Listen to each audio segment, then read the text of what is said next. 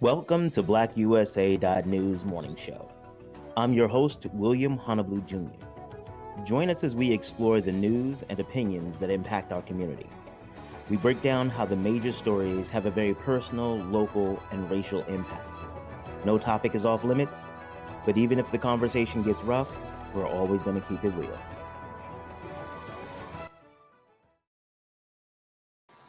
Greetings and salutations, all my friends out there in internet land. I am William Honolulu Jr., and I have the privilege and honor of being the host of the Black USA News Morning Show.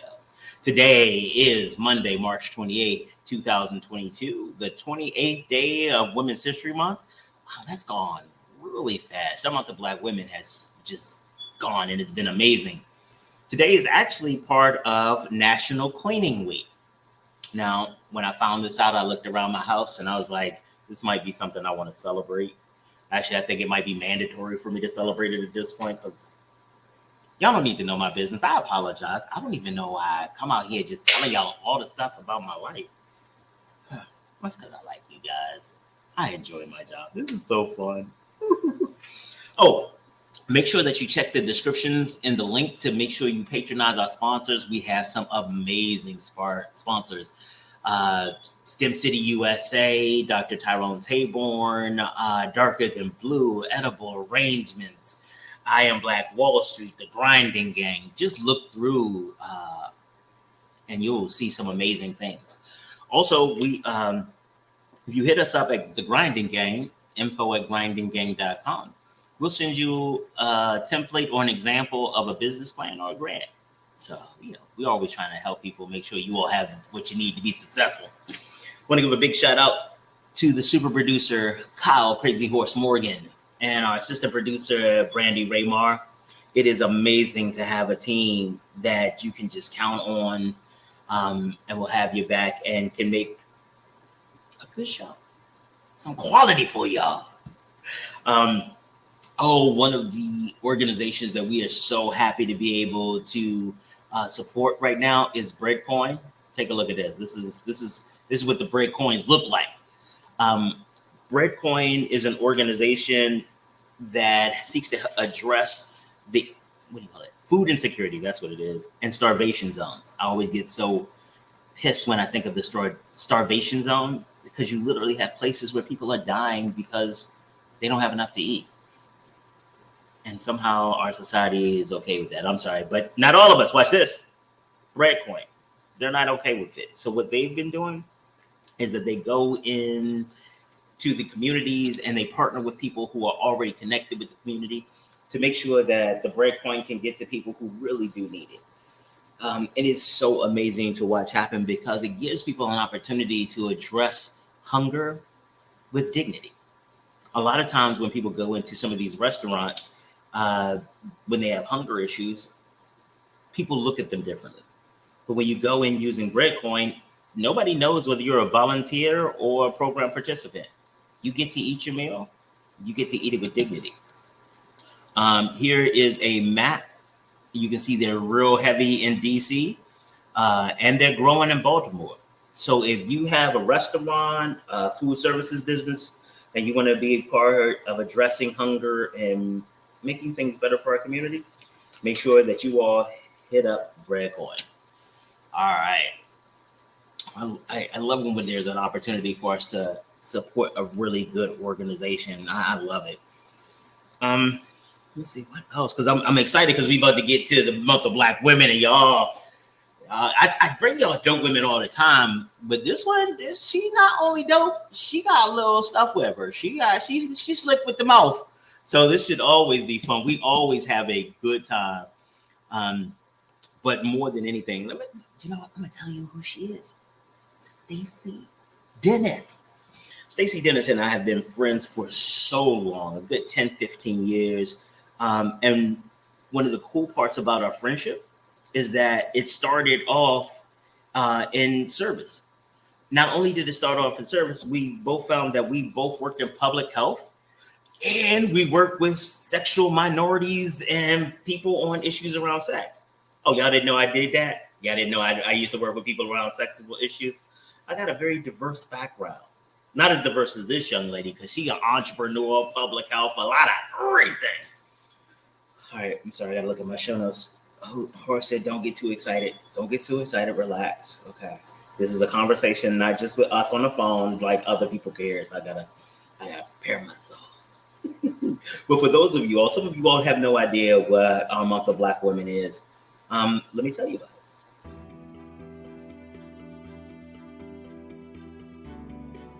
Dear Shanae and Simone, as you move through life as Black women, you will have a very unique experience. In many cases, you will be asked or expected to serve in roles that weren't clearly explained, nor did you really agree to. Over the course of my life, I have met some amazing women who have navigated some of the spaces that you will encounter. I want my village to share with you their stories of trials and successes to help provide a foundation to understand your power to choose the woman that you will become and the strength that you can find in your sisters. This series of shows is my gift to you. The women you will hear from are phenomenal. They come from different backgrounds and have chosen different paths for their lives. Each represents a facet of the Black woman experience. Some of the stories may not align with your journey directly, but those stories are even more important. By listening closely, you can learn about uncommon experiences and find ways to support your sisters along your shared journey. I love you all so much, and I hope to see you soon.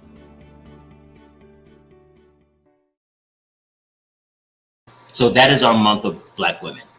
And I get an opportunity to bring another dope Black woman to y'all. Y'all ready? Y'all ready? Here she goes. Stacey Dennis.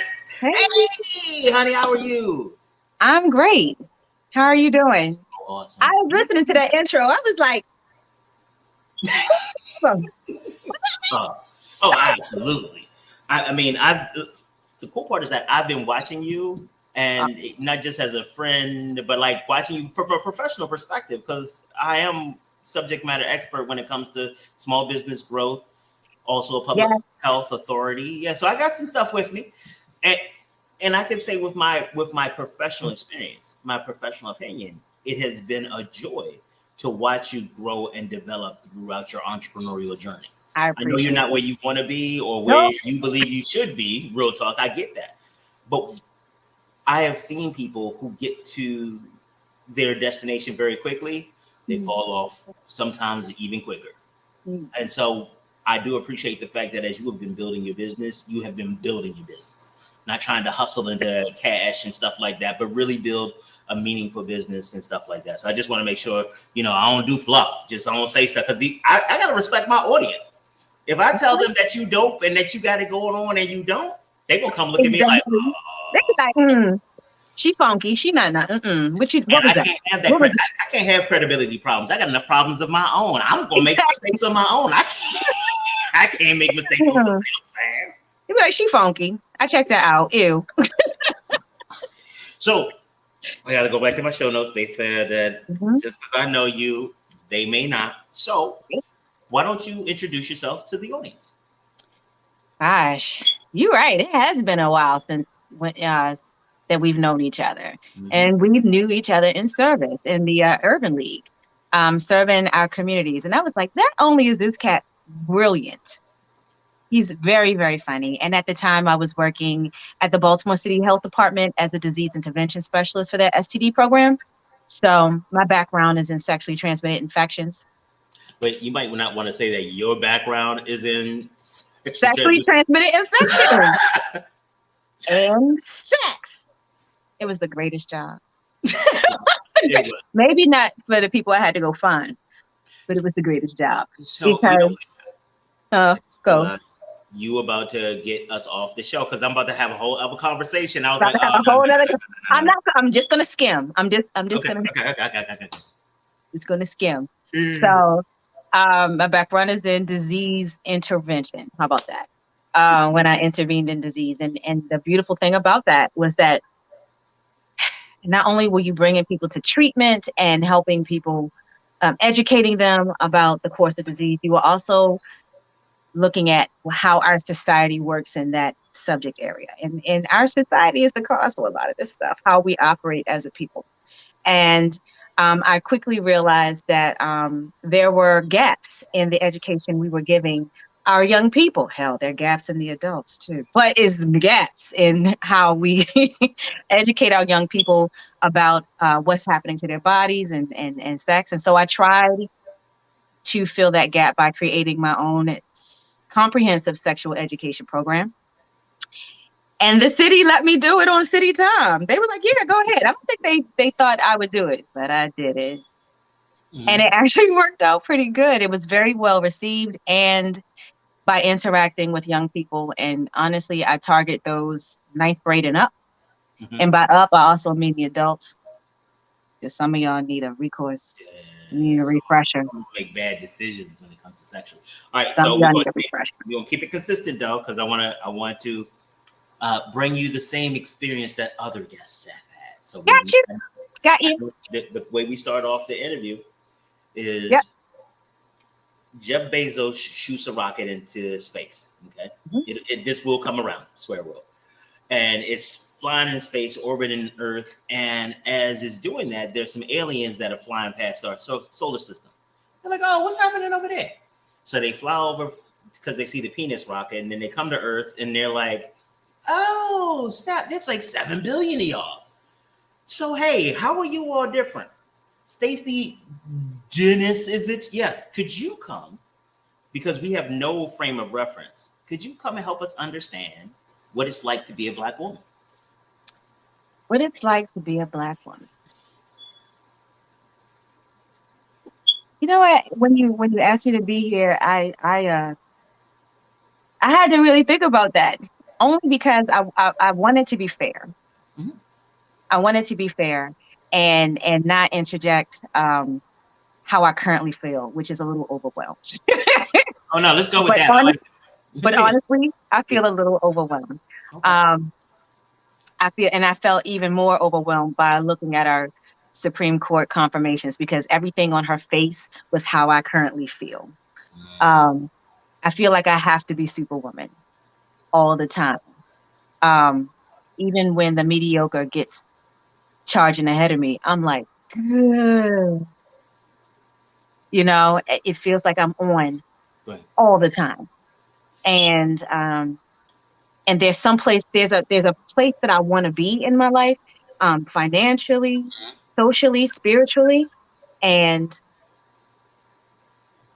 it's a constant struggle for some of those. Spiritually, we good. I got my ancestors, and we're working along. But getting to where you want to be in this country is just a constant struggle to be outstanding all the time. So, and it's sometimes I'm exhausted. Sometimes, honestly, I go to bed. Mm-hmm. Funny, but not funny, but that has been a consistent theme this month.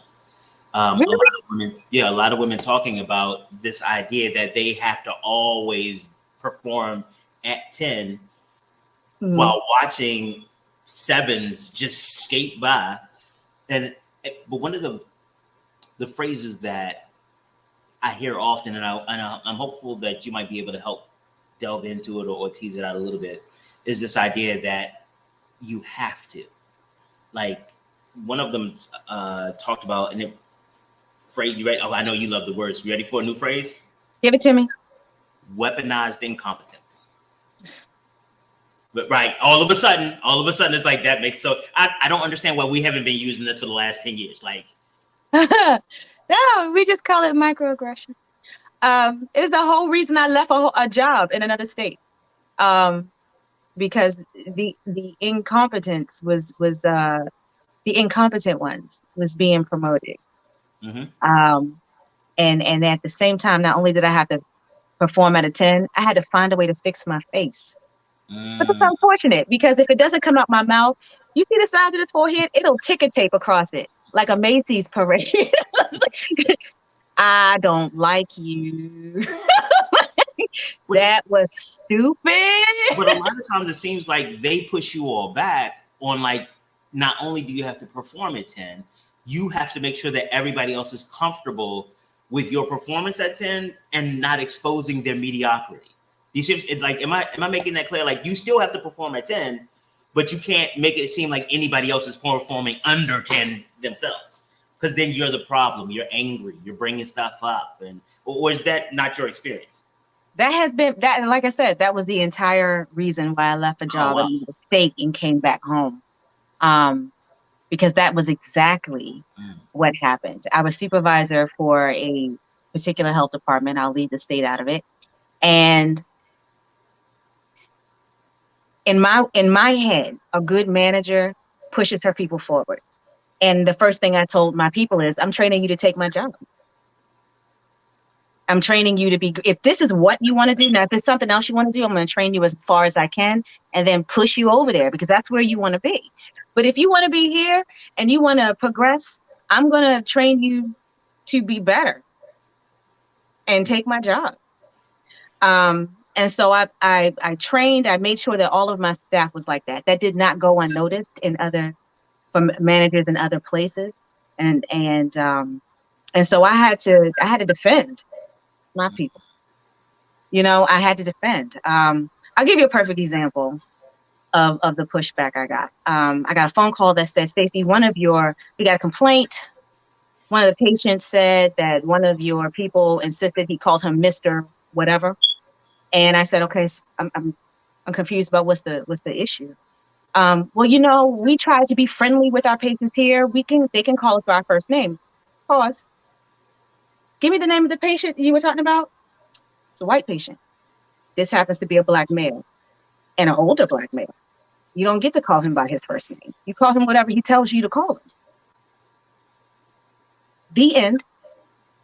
He's not your friend. At this point, he's an investigator investigating you for an STD. You don't sleep with him. You're not a part of his family.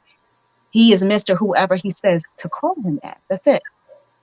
The end. If you want to be friends, that's fine. But with the moment I tell you to call me Miss Dennis, that's what you'll call me. And that's it. And so that kind of thing got, why are you so angry? I'm not angry. But I'm going to tell you, that's it. That's it. Have a good day. And that was the kind of a thing I had to, it is exhausting. That kind of thing did not go unnoticed by people of thing. When you say it didn't go unnoticed, by whom? Those sevens you were talking about. The what? Those sevens you were talking about. Yeah. So one of the things that, again, we've heard a repeated theme this month is this idea that when you give pushback, you are angry. And it seems like the purpose of Black women, aside from all the stuff we don't want to acknowledge they do, is to make sure that we all feel comfortable. And our comfort, at least the way society portrays it, our comfort is a priority over a Black woman's comfort. A Black exactly. woman, if whoever needs to eat first, you need to eat last. Whoever needs to go to the doctor first, you need to go last. Even in medical professions, they say that Black women are capable of handling more pain than white women and other people. And it's like, not even based on science. Is that part of your experience? Oh my gosh. Are you kidding me? I just had to, my mother is a prime example of that. I had to talk to a doctor who was, and my mother's in Kansas. And so we were on the phone and I said, you ripped out all the teeth in my mother's head for a procedure and sent her home with ibuprofen. Is there a reason why you didn't send her home with a narcotic? Because now my mother's in the hospital because she didn't eat, she didn't drink, and she's been in pain for the last 3 days. Yeah. And he says, well, you know, that's what we could give her. I said, that is not what we could give her. You know what? It's okay. I'll be on a plane on the next plane out there. She called me 5 minutes later and said, they gave me a narcotic. Oh, I know they did. Because the last thing I said to this doctor is, it's okay. There's been plenty of studies that show Black women seemingly can take pain more than anybody else, and that's a fallacy. They continually under-medicated for their pain. Don't worry, I'm on the next plane out. My mother called me back 5 minutes later. She said, they gave it to me. Oh, I know they did. Oh, I But know how they did did. that impact you? Like, that's a win, but it doesn't sound like it's a win. It's not a win until I finish writing the letter to send it to the state. Well, It's but not a you win still have to because do all of that. you do, because where she is, unless you complain in written form and make it, I can't just go in there with my hair bonnet and curlers and just cuss people out. That's not going to do anything. If I have to write a letter, my intention is to get you fired. Okay. And I write it from that standpoint.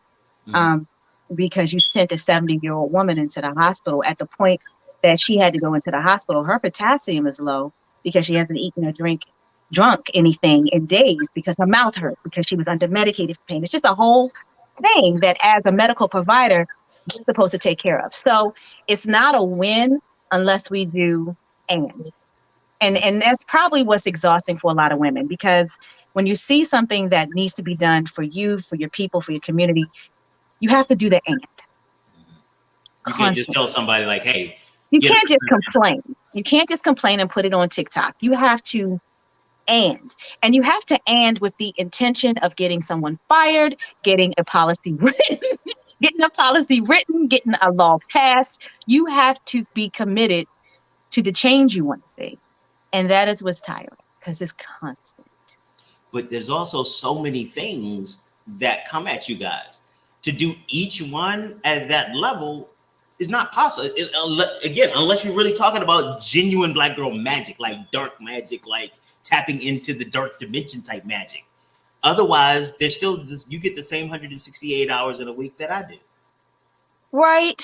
And honestly, this is where your sisters come in, because as someone brilliant just told me, it's not possible for you to do something well in all areas. Someone who just told me that. That sounds like wisdom. Someone who just told me that. However, whereas I may not be great in fiscal policies, I know sisters who are. And I may not know where to find a particular law, but I know sisters who do. And there may be a facet of federal government that I'm not sure in how to navigate, but I have friends who work in that area. And I'm, Christine, girl, I need help with this NIH. Can you tell me who I need to call? You know what I mean? And that's where you need your tribe. And I have just a sick, amazingly talented tribe of women that I rely on for advice and direction. And sometimes I just need to fuss. And they tell me that too. But then after I fuss, they're like, okay, so you done? You want to? Like, let's get it done then. Let's get it fixed. No, I'm not done. She was like, all right, let me know when you finish whining. Why do I call you? She was like, I don't know. So you can get help with this. Let me know when you're done. And then I do the same form. Honestly, it's you need your tribe of people. You can't do everything on your own. You can't. You'll end up, medicated somewhere. Well, sometimes even with a tribe, you might end up medicated because the medication's okay. But how did you find your tribe? I know you have a really close-knit family, but if you didn't have that, I know you have a lot of your sisters that fall outside of your traditional, genetic, somebody in my family had sex with each other and somehow now I have responsibility to you family. But we have a Black culture thing. We have a lot of cousins, right? but one of the things I think is very real to that whole having a lot of cousins is that some of the people we share blood with ain't even all that good family. Hello? And we are able to grab some of these other sisters and brothers and they're like, I will call you well before anybody who shares an ounce of DNA. And it's true. It is absolutely true. When my son turned 21, I made this huge post on Facebook. I call him the Spawn, and every birthday card I've given him had a picture of the Spawn on it.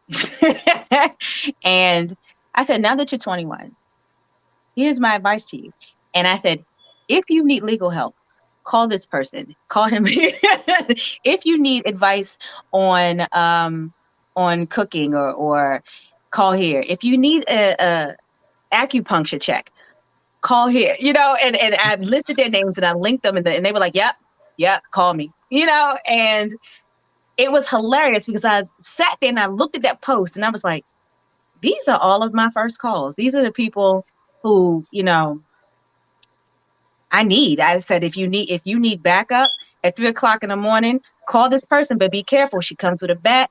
And if she gets started, you ain't gonna be able to turn her off. Like, square up, And I said, this is my tribe. And I looked at it and I was like, I have either through public service or my high school, the Baltimore Polytechnic Institute.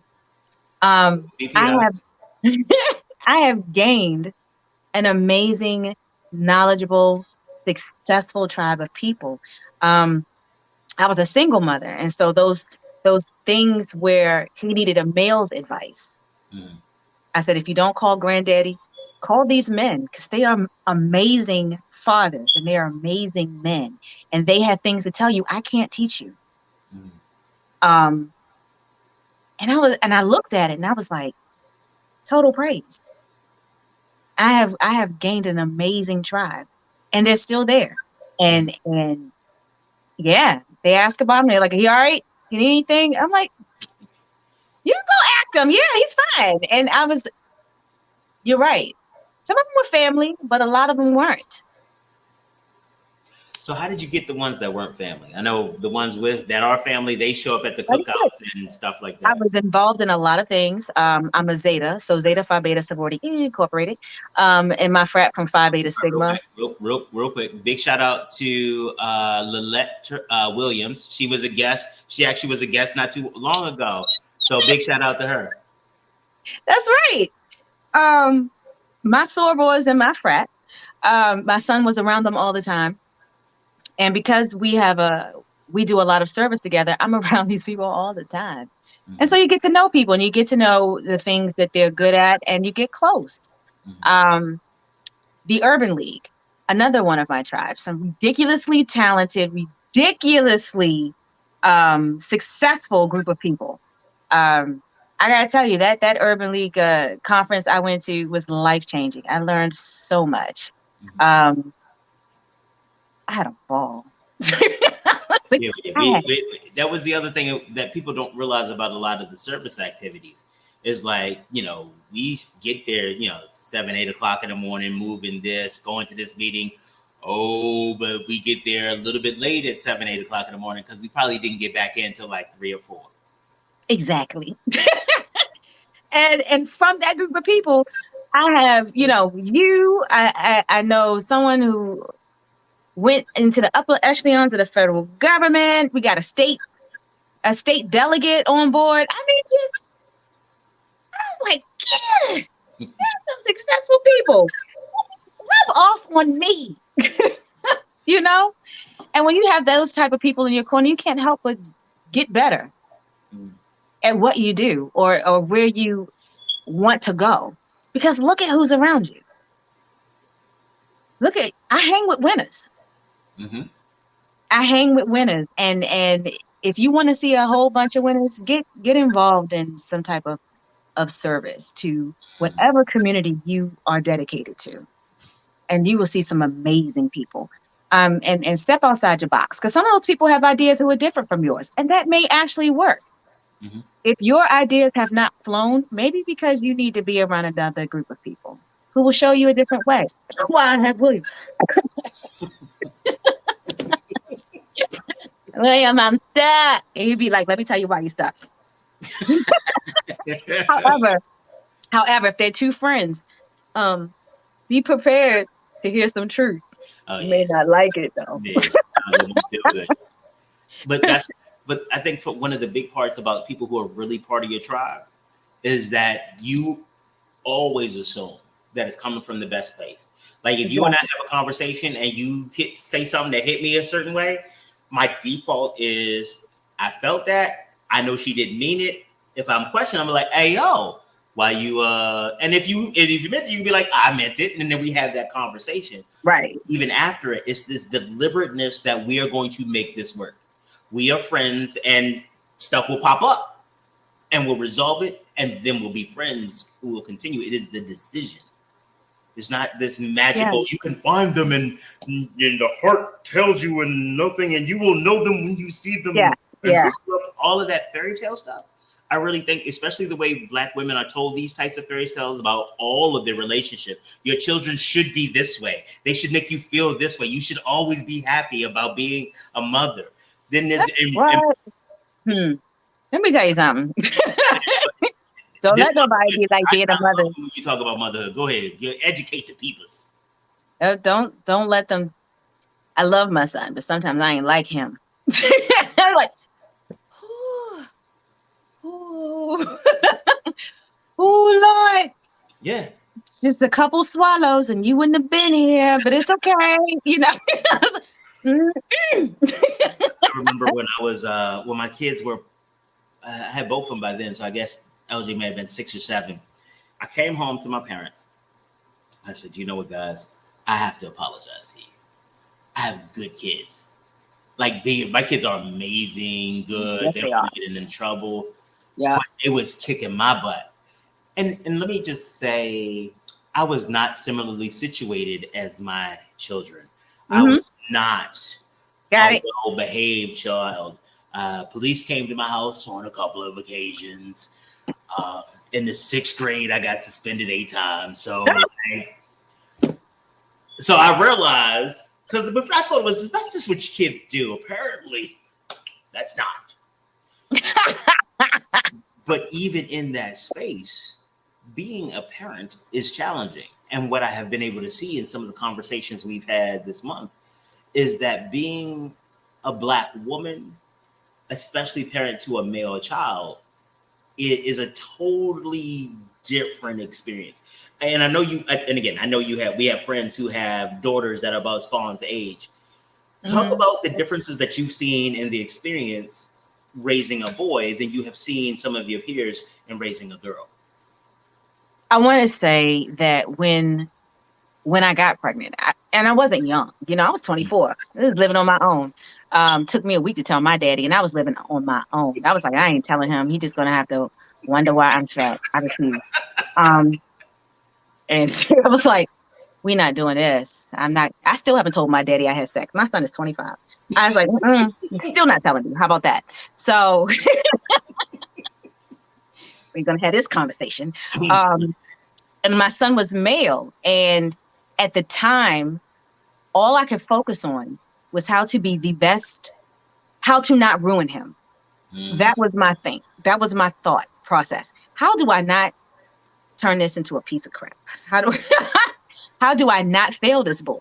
And so it's a huge chip on my shoulder. I had to finish school. I had to get a job. I had to do those things so that, he could do football and taekwondo and play the violin, all of which he actually did. And then somewhere around the time where he discovered fuzzy dice, because that's how he called it, when he discovered them hairs pop up. He came to me and he said, I've got fuzzy dice. And I was like, I've never wished for Alzheimer's as much as I do right now. Why are you telling me this? And then they proceeded to show me those 3 hairs. And I looked at him and I was like, yeah, that's just, I'm going to need a male here to tell you. And I realized there were things, although I could take care of, there are certain things I can't teach him. I could teach him from my perspective. But it comes out different when there's a baritone voice and a large testosterone level attached to it. It comes out different. It hits in my head, it hits your soul different.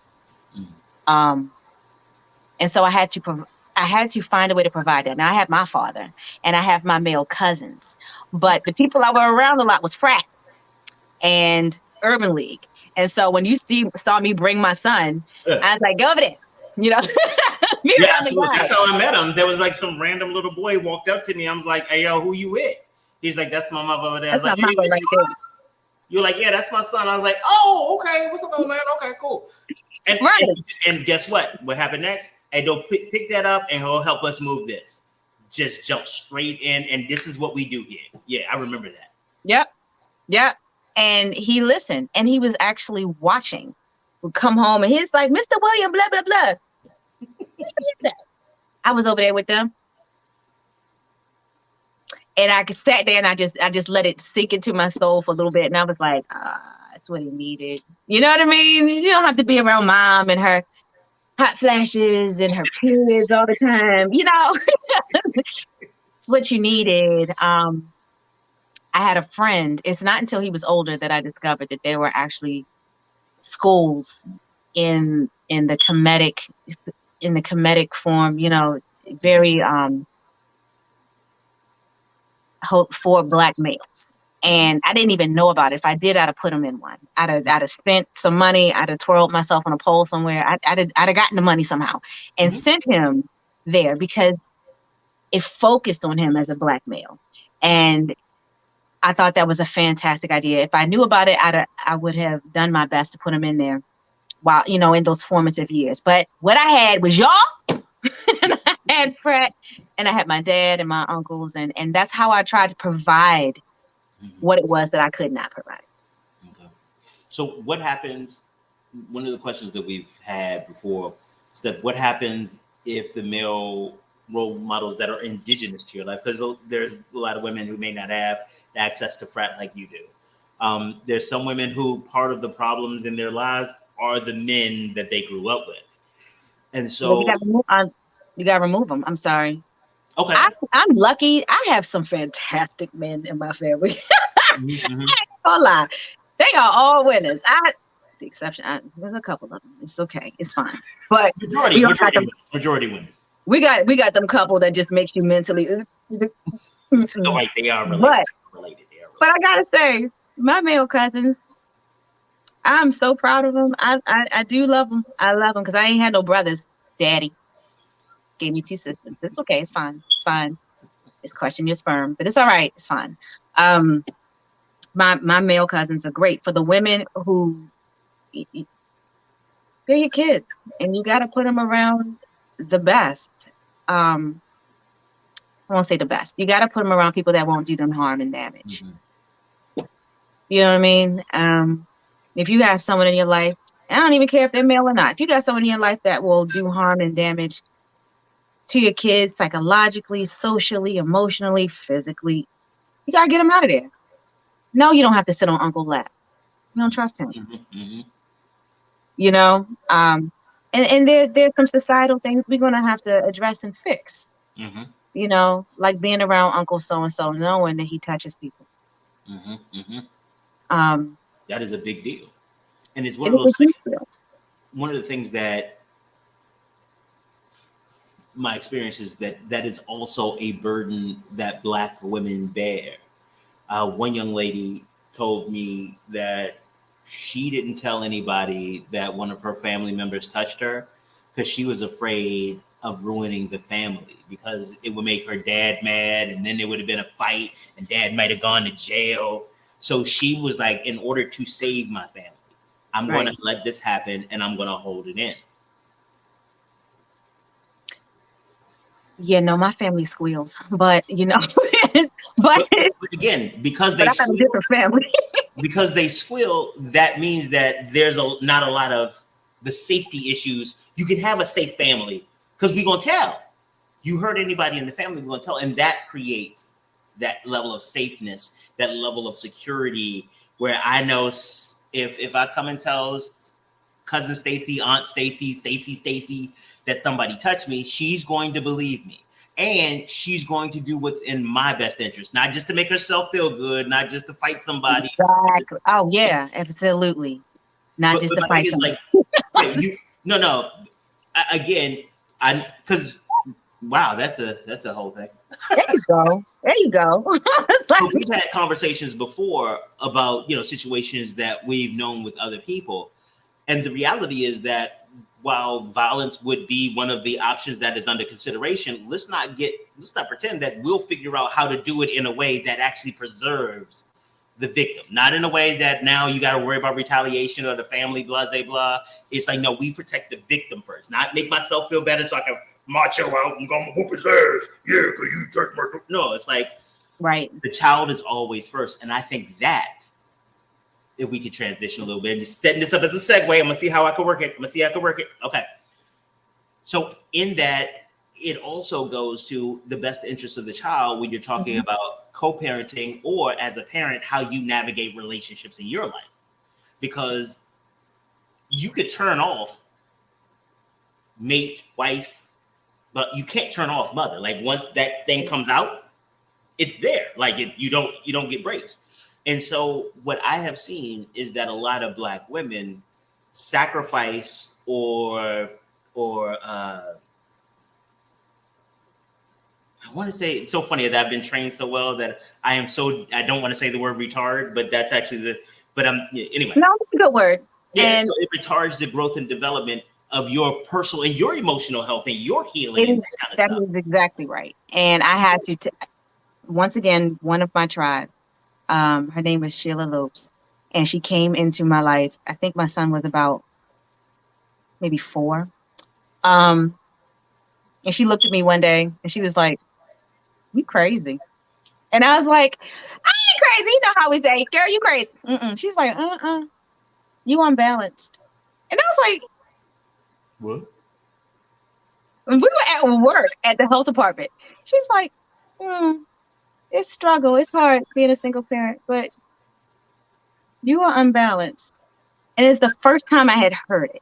And of course, no one tells you because everybody around you is struggling just like you are, probably just as unbalanced. But I was like, I don't understand what you're talking about. I went into her office, just wanting to have a general conversation about what she means I was unbalanced, and was an hour later just blobbering. I was like, work. I gotta go find these people. They got syphilis. And she was like, "Put your tail down here and talk to me." I was like, okay. For an hour. And everything that was going on with me and how I approached my relationships and how I was being a mother, doing this, doing that. Because at the time that I was working, I was also in school and I had no car. So I had to get on the bus and take the boy. I mean, it was just, I spilled everything. By the time I was done, probably 2 hours later, probably felt about 15 pounds lighter. Snot everywhere. It was just ridiculous. And she's like this. It's like, at the moment, I hated her because this is not cute. Like, why are you making me do this? She was just like, "It's okay. You'll love me tomorrow." I'm like, "Well, not now. But she was right. I did love her the next day. And it is we don't realize that we still have to be a whole person sometimes. And it's what I had to learn. I had to unplug being mommy. And thankfully, I had a tribe that allowed me to go on vacation. She said, go somewhere because you need to unplug. You're doing too much. She said, you do too much. And I was like, I need to finish school. I need to, If you leave Khalil with a couple of, for a couple of days, he ain't gonna die. Go somewhere. And I was like, well, damn. The person telling me this was my supervisor. Wow. She took my son for 5 days. She took my son for 5 days while I went to Mardi Gras. No lie. Came back Fat Tuesday. Came back to the office, had 70 pounds of beads. But I came back refreshed, had a great time. You know what I mean? She took my kid from me for 5 days. When I tell you I have been blessed by people who prioritized my mental health in the times that I did not. And came back. She was like, "It was fine without you." I was like, Actually, I've heard that that's been a really disorienting thing for some moms, because for a lot of them, that's their core identity, that my kid needs me, and they've built a life around this idea. And when they find out their kid doesn't need them, right, like, everything, you don't even know what to do with yourself. Was that part of your experience, or were you pretty familiar with to do with yourself outside of motherhood? No, I took the day and, it was like this, like, what am I supposed to do now? And they were like, it's Bourbon Street. We are in Louisiana. Get with it. And since that time, every year, the kid went someplace else, and I took some time for myself. That was a thing. And he said, you going somewhere again? I said, I will be a better mommy to you when I come back.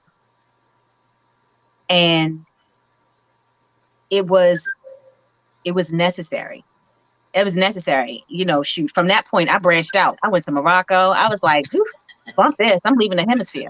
And I went away on a yoga retreat. I was like, and I was like, when I come back, I will be less stressed and a better mother to you, because that's what fed my soul. Now, it's not the same. It's something else could feed someone else's soul, but it was the taking of time to remember I'm still Stacey. Even though I had a kid, I let the uterus work one time, but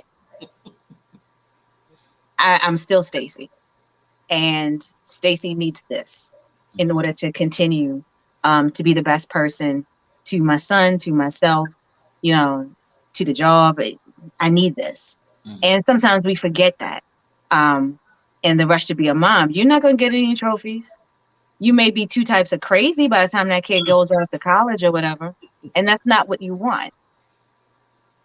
That's not what you want. You were a whole person before that egg met that sperm. Well, maybe you weren't a whole person, and that's something else that needs to be addressed. And it's okay to address those things, because that's where you want to get to. You want to be like this. You want to be whole. You don't want to be incomplete. And you don't want to be, what she called me, unbalanced and crazy. And I just sat down with my little 27-year-old self. I was like, I'm not crazy. She was like, oh, honey, yeah, you are. Like, that's sweet. She's like, come in my office. I don't want to come in your office. So it was good. It was good for me. We have a little bit of time left, and guest choice.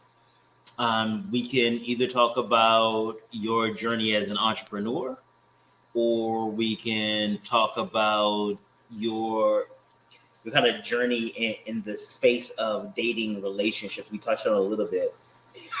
It's up to you. Oh my God, which one is more volatile?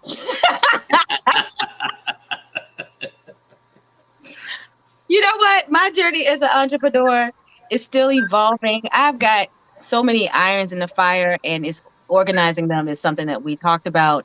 And, just to make sure that I get to do what it is that I want to do justice, right? You can see some of my journey behind me. These is part of my my online presence. But sometimes Black women, we sacrifice the emotional things, and we can't. That was also a part of Sheila making snot drip down my nose. She says, you and this big old wall you got put up just because you and your baby daddy didn't work out. We're going to have to take that down. That's just ridiculous. That right there is a whole journey, because at that point, when I was 27, I didn't know enough about what I wanted in order to answer any of her questions. What I wanted in a partner. And you don't want to be like, well, what do you want? And you have this laundry list of things that not even Jesus can fulfill, And it wasn't until, honestly, I hit my 40s that I knew enough about myself to not only know what I wanted, but more importantly, what I did not want for me or anybody else coming into my space. I knew that I did not like chaos. So if that's what you brought, you gotta go. Because that's not what I want here. And that's so broad, right? Just don't bring me chaos.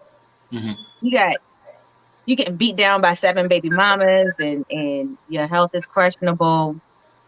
You can't hold a conversation. You're probably the one for me, and it's okay. It's fine. You just not the one for me. And honestly, it wasn't until my 40s. And it wasn't because I didn't meet great guys. It's because I didn't meet a better Stacey. Mm.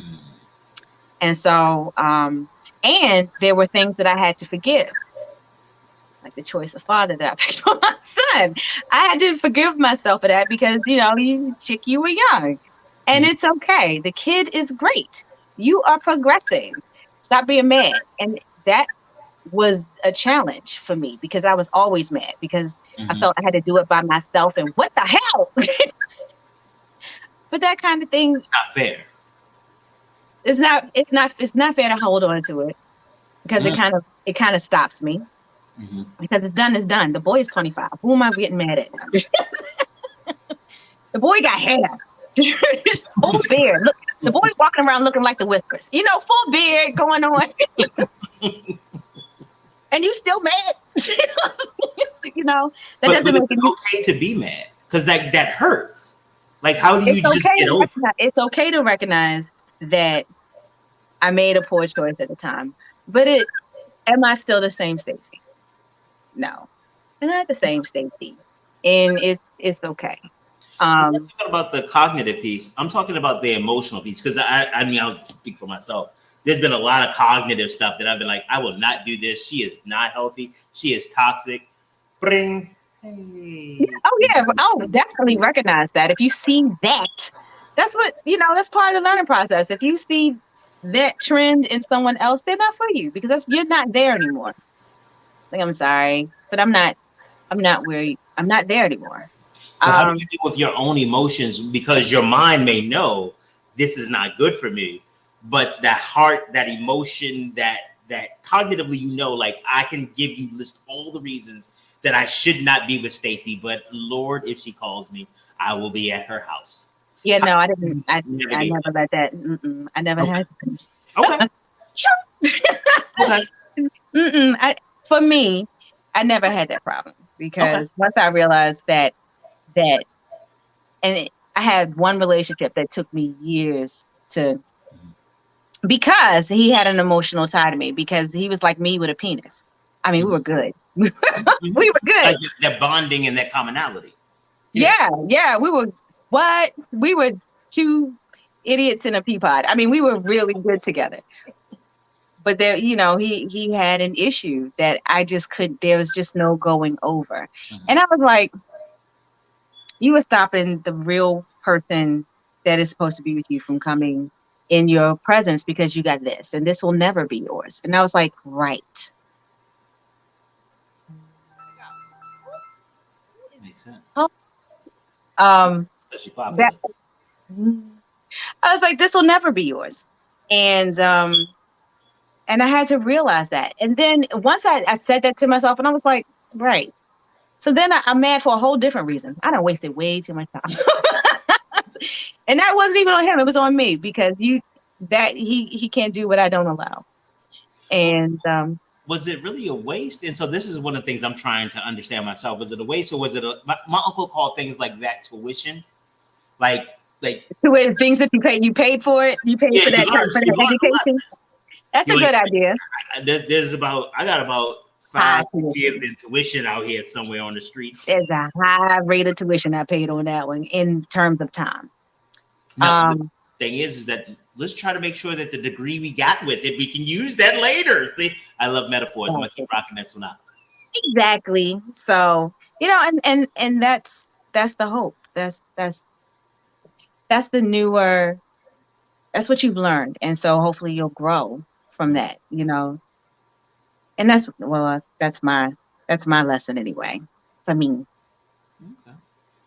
So on behalf, I'm the liaison for the aliens. So on behalf of the aliens, thank you so much for all of this insightful information. They're going to add it to their database and really explore a little bit more. They're going to be like, leave this planet alone. One last question they have.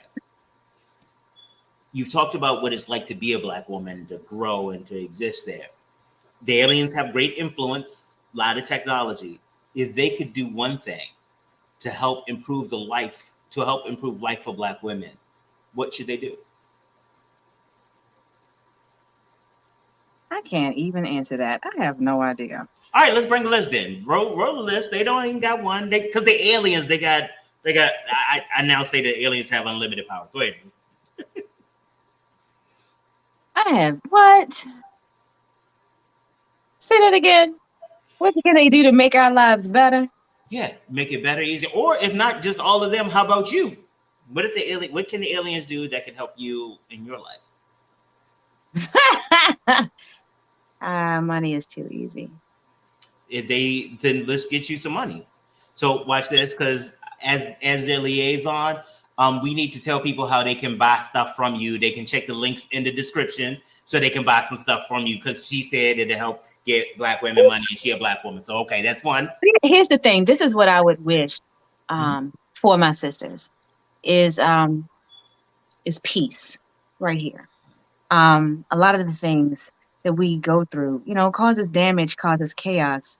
And if you have and unfortunately, sometimes it takes years for us to learn the things we need to do to center ourselves, so that we can do the things we want to do. Right? Like so much damage I've seen among my sisters, because of hurt done here. If there was a balm or, a lotion or a potion that we could take to help us get that inner peace, and to center ourselves in whichever way, that helps you spiritually. I have friends who are Buddhist. I have friends who are Christian, Muslim. I myself is African, traditional African ideology. Whatever that looks like for you, to grab hold of it. Because once you're beautiful in here, once you're centered in here, so many things are easier for you to navigate. And I've seen people just drawn. When you have a beautiful spirit, things and people are just drawn to you, because you exude something so beautiful. If I could give that to my sisters, that's what I would give. Unfortunately, attaining that sometimes is a hard battle. Hey, but we got aliens now. We got aliens. We'll work it out. They don't want none. They don't want these blues. They don't want these blues. So sometimes attaining that is a hard battle. But that's what I would wish for, because everything else would come easier after that. One of the things you said is that there are things that people look for that may bring them peace, but they're concerned because it takes time. Some of the stuff that will bring you peace, some of the stuff, the therapy, the classes and stuff like that, they will take time and effort. But that time is going to pass anyway. Next year is going to come. The only question is, where are you going to be when it gets here? Exactly. So I am grateful for you. You need to come back, because we need to do a whole show about sexual health. What? Give it to me. I'm ready. Don't threaten me with a good time. But that's going to be one of those shows that I have to talk to my mother, have her lay hands and pray over me beforehand, because I got proclivities, and sometimes I forget. Don't think that's a young person's game. My issues is with the older people. Oh, no. I know, like the Happy Meals that they have at the senior buildings, and people are like, well, what are Happy Meals? Let me explain to you because I can't be the only one disturbed by it. Let me explain to you what a Happy Meal is. The Happy Meal is the niece or nephew that comes on the 1st and the 15th to see their uncles and aunts for about an hour or so. And then they leave with money and they go out and buy stuff. All throughout assisted living homes. Actually, I heard, okay, wait. So you know what, I'm gonna call this a teaser for our next show. For you all out there, did you all know that there are websites that terminally ill patients go onto to hook up with people? And there are people who are looking to have sex with terminally ill people. You only got 6 months to live? Oh yeah, you about to get right. All right, yeah. Right. Wait, no. You got cancer or you got emphysema? Whatever. But we're gonna talk about that. This place happy. Yeah. We're going to talk about that later. So I'm looking forward to having you back on and really talking about sexual health and education in a way that's really meaningful and funny. Yep. It is. Well, Yeah. It will be a great conversation.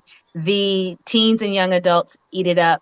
The older adults, some of y'all need a refresher course. This I'm gonna have to talk to Donnie before, because they were gonna need to give me some rules before you and I do this show. Because the last time that they set me loose with no rules, I got fines, and I was like, that's not even fair. You didn't even tell me. It's like what everybody should know, and I'm like, have you met me? Have you met? Don't do that, dude. That's disrespectful. All right. See, now we're about to go head over. We're gonna do this. We are going to go over. Thank you so much for having me. I appreciate you. Babe, thank you so much. It has been a great conversation. I'm looking forward to the next one. Thank you. Yo, what did I tell y'all? I know dope people. Y'all don't even understand how great my life is. Like this. I just walk around like this. I just call people on the phone, and this is the type of people that show up on the other side of my phone. Y'all don't even understand how I live. Hell, sometimes I don't understand how I live. I don't understand why they my friends to begin with, but I just say thank you and keep it pushing. All right, tomorrow we're going to have Dr. Quinyon Scott on. She's going to talk about her life as a Black woman, and we will be Black tomorrow.